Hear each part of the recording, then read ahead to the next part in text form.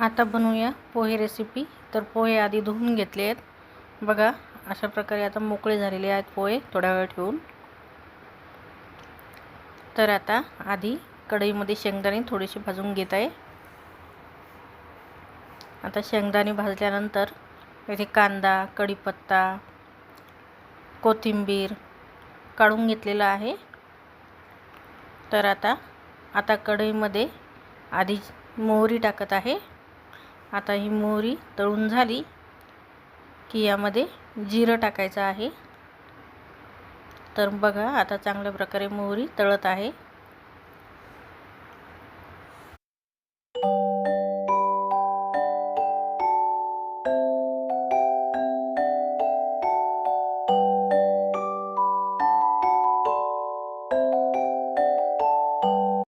तर बघा इथे मोहरी तळून झालेली आहे। आता यामध्ये जिरं टाकत आहे। तर जिरं पण तळत आहे। तर आता यामध्ये कढीपत्त्याचे पानं टाकत आहे। कढीपत्ता तळून झाल्यानंतर यामध्ये कांदा टाकत आहे।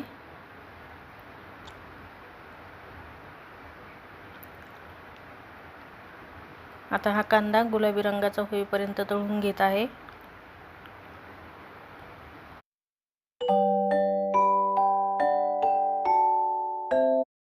तर आता कांदा तळून झालेला आहे। आता यामध्ये मिरची टाकत आहे।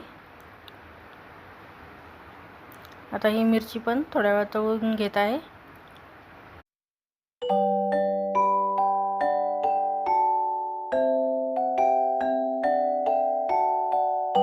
तर आता मिरची तळून झालेली आहे। आता यामध्ये जे भाजलेले शेंगदाणे होते ते पण टाकत आहे। हे शेंगदाणे थोडेच भाजले होते।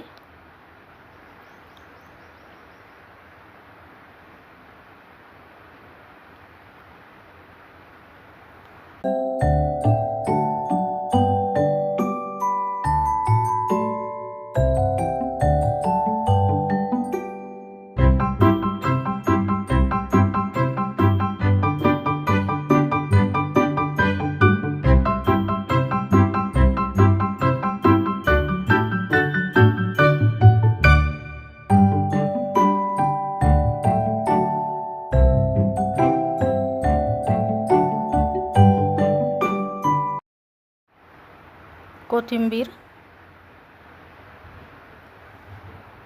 तर हे सर्व एकत्र करून थोडंसं मीठ टाकून तळून घ्यायचं आहे।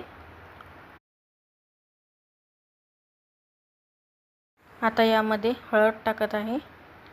हळद तळून घेत आहे।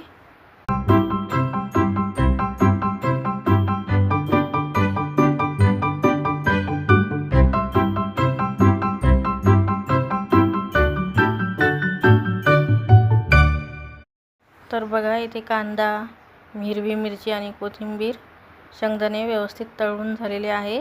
आता इथे थोडी कांद्याची पात टाकत आहे।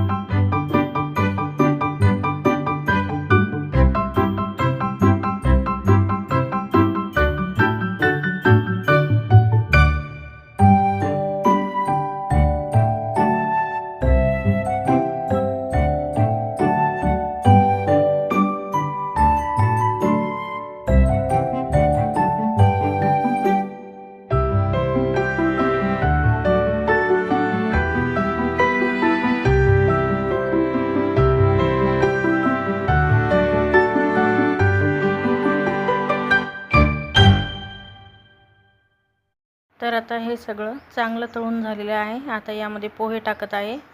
पोह्यामध्ये जेव्हा भिजवले होते तेव्हा मीठ टाकून घेतलं होतं आधीच।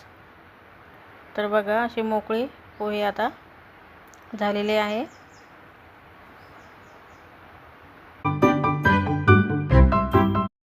आता फिरून घेत आहे।